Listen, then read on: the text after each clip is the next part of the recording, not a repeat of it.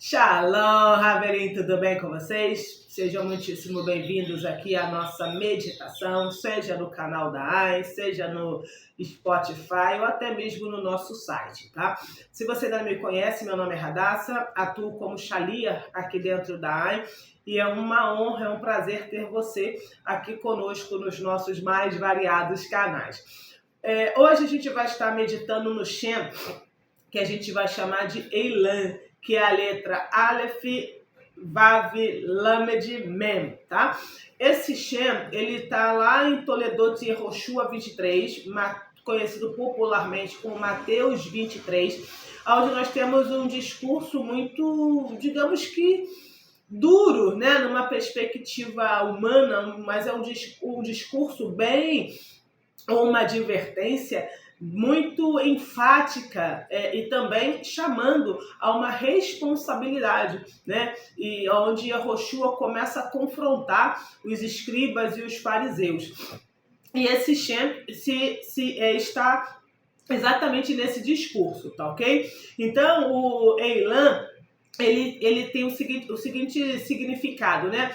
A força silenciosa que sustém. Então, esse Shem, quando a gente medita nele, ele evoca isso na gente, sabe? Essa força que a gente precisa para tomadas de decisões extremamente relevantes, porque era exatamente isso que Yehoshua estava fazendo com os escribas e os fariseus, né? Os prushim e os fariseus. E prushim são os fariseus, né?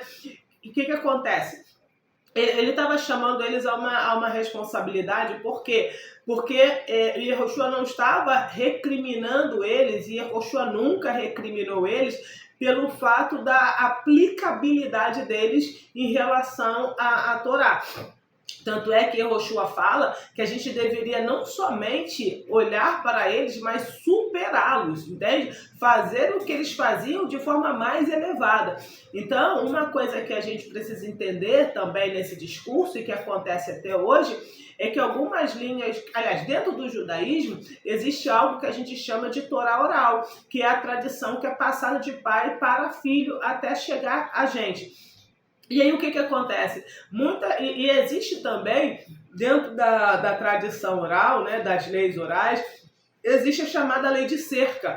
Então a lei de cerca ela é extremamente interessante, porque ela foi desenvolvida para proteger o mandamento. Então vou te dar um exemplo, tá? Muito simples. No Shabat a gente não acende fogo. Então eles criaram uma lei de cerca para quê? 18 minutos antes, né, a gente faz, tradicionalmente não é uma mitzvah, mas a gente faz o acendimento das velas justamente já apontando para o Shabat. Então, como que é feito? 18 minutos antes. Entende? Para quê? Para que, se acontecer algum imprevisto, a pessoa não acenda a vela no Shabat. Porque, de novo, acendimento das velas é uma tradição, não é uma mitzvah, porém, se vai ser feito, fazer antes do acendimento das velas. Então, existem muitas leis que foram criadas que eram exatamente com essa finalidade, de proteger a mitzvah, de proteger o mandamento.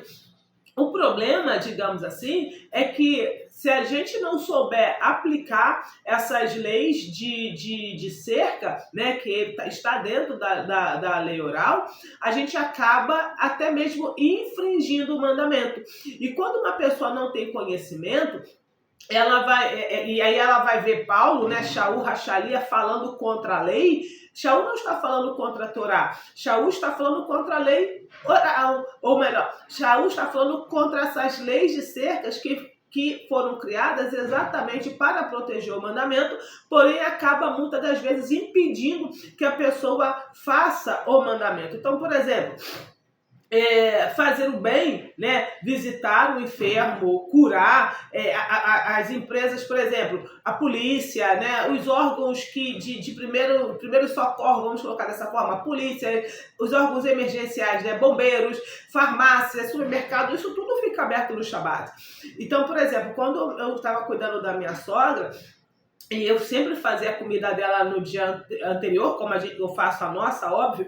E às vezes chegava num determinado Shabat, isso aconteceu acho que umas 3 vezes, ela não queria comer aquela comida. Não é porque minha sogra estava de graça, dando piti. Muito pelo contrário, ela estava demente. Então ela nem sabia exatamente o que estava acontecendo. Só que ela rejeitava a comida.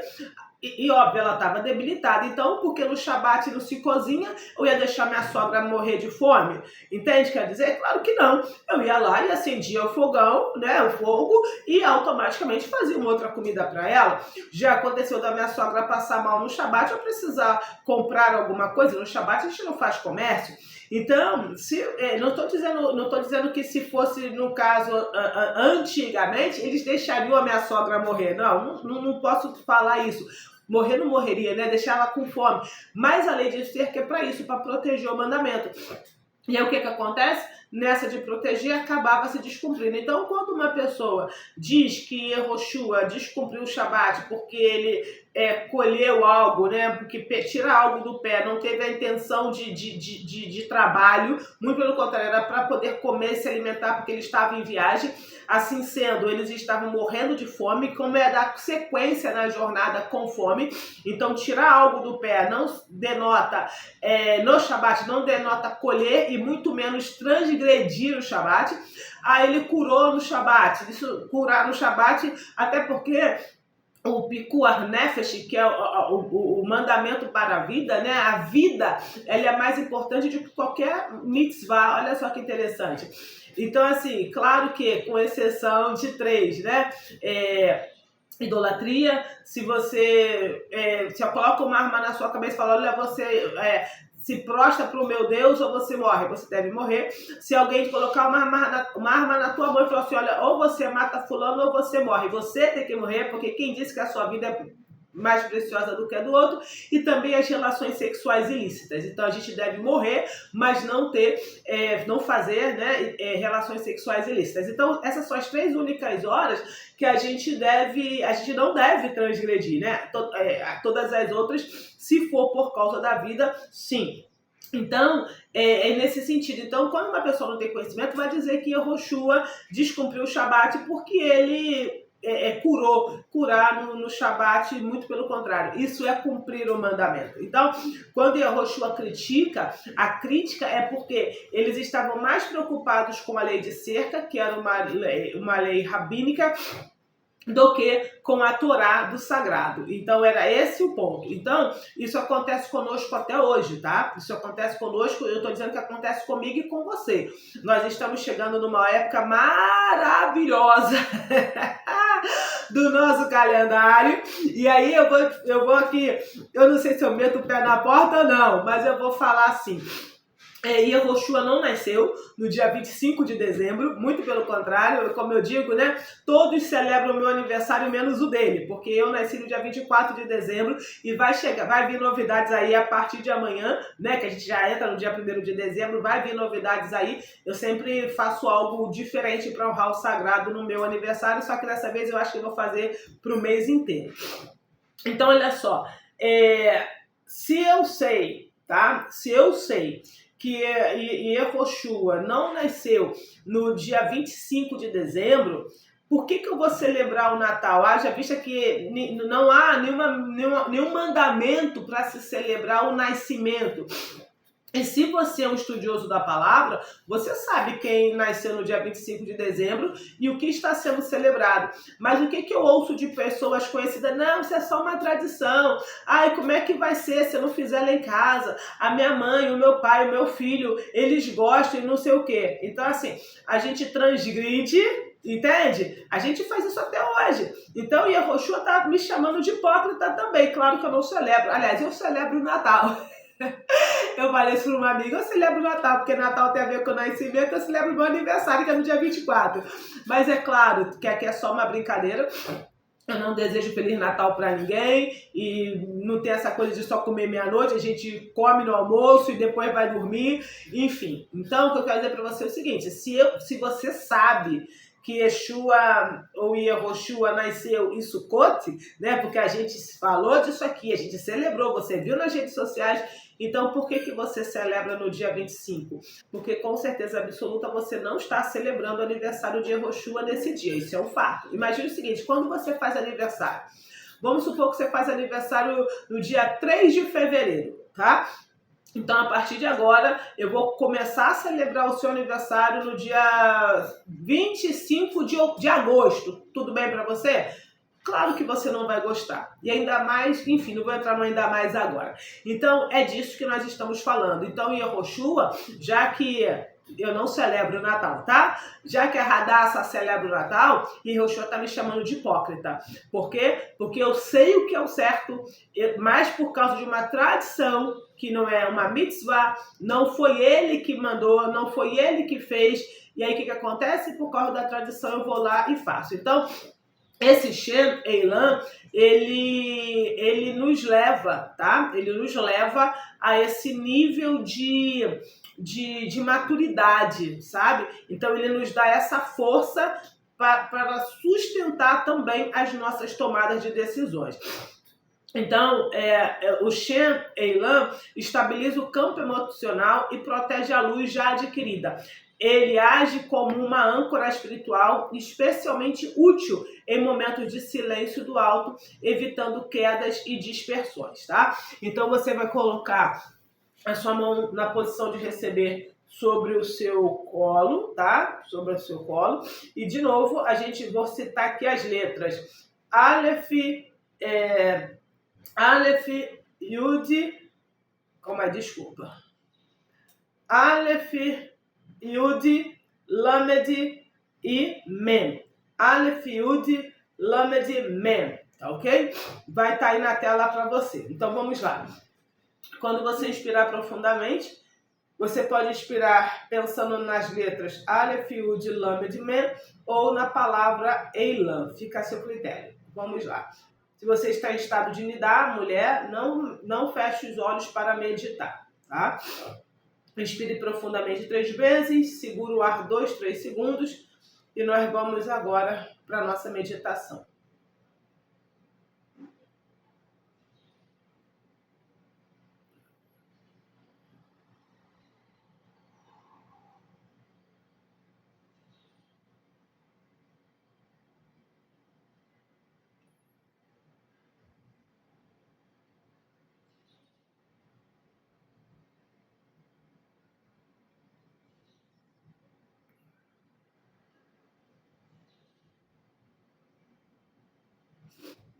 Você vai se ver como uma coluna de luz, isso é uma coluna de luz branca, dentro do hexágono central do Magen David de cor dourado. Magen David maior do que a habitação que você está. À sua frente tem outro Magen David de igual tamanho e cor. A gente vai convocar as letras Aleph. Vamos iluminar a letra Aleph. Vamos convocar a letra Yud. Vamos iluminar a letra Yud. Vamos convocar a letra Lamed. Vamos iluminar a letra Lamed. E vamos convocar a letra Mem. E vamos iluminar a letra Mem. Então a gente tem Aleph, Yud, Lamed e Mem completamente iluminadas. Essas 4 chamas se transformam numa única chama que sai pelo pico superior do Magen David que ela está e é atraída até o pico superior do Magen David que nós estamos. Então, essa chama vai para a sua Neshama, ativa, desperta a sua Neshama, vai para o Urua, ilumina o Urua, e vai para o Nefesh e purifica o Nefesh. Volta por Urua, iluminando o Urua, vai para Neshama, ativa a Neshama. Volta por Urua, iluminando o Urua, vai para Neshama, ativando, ilumina o Urua, ativa a Neshama, ilumina o Urua, ativa a Neshama, Urua, Neshama, Urua, Neshama, Urua, Neshama, a gente expulsa essa chama, que ao sair se transforma numa grande nuvem de luz plena da consciência do divino. E então essa nuvem se descompõe e começa a cair flocos de luz sobre nós, deixando a gente completamente magnetizado. Agora que a gente está plenos dessa consciência, a gente dá as mãos A gente convoca a Metatron, Sandar Foi Machia para supervisionar essa meditação. Enquanto isso, a gente coloca o Brasil no meio. O Brasil é do tamanho de uma bola de futebol. Onde houver um brasileiro na face da terra, ele e o país que ele está vai receber dessa energia. E todo estrangeiro que está no Brasil, seja residindo ou a passeio, ele e o país que ele faz parte também vai receber essa energia. E se o país que ele faz parte fizer parte de um conglomerado de países, como por exemplo Dubai, todo esse conglomerado também receberá. Então a gente vai projetar sobre eles do nosso terceiro olho, sobre o Brasil, né, e todas essas nações. A gente vai projetar um jato de luz violeta, de forma que eles possam ter como uma segunda camada.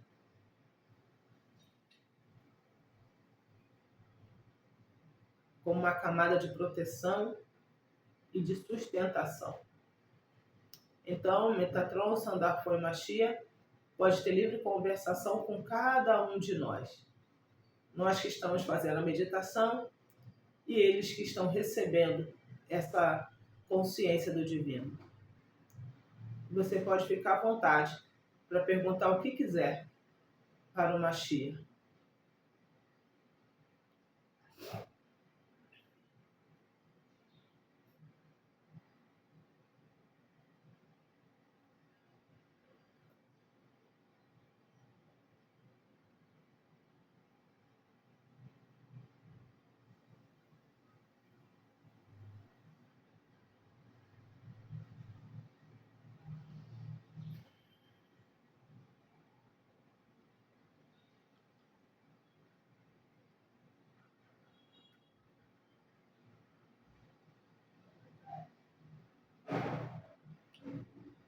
Quando você terminar essa meditação, basta você inspirar profundamente 3 vezes e compartilhar lá na nossa comunidade no WhatsApp o insight que você teve. Bem, Raverim, me veio à mente o versículo lá de Yeshayahu 6, quando o serafim, né, ele toca nos lábios de Yeshayahu com brasas vivas do altar, e o texto diz que é tirado dos lábios dele, né, a iniquidade. E foi exatamente isso que o Eterno fez comigo hoje, né? O Machia fez comigo. Quando, claro que Yeshayahu ali já era um profeta, já era um navi, mas a partir daquele momento ele começou a profetizar, de certa forma, de maneira diferente. Vamos colocar nesse ponto. E foi exatamente isso que o Eterno fez comigo hoje. Ele tocou nos meus lábios para que eu começasse a profetizar, né? Começasse a falar algumas verdades de maneira diferente. Então, foi esse o insight que eu tive. Shalom, shalom, Lehi Traot, e até amanhã, Bezrat Hashem.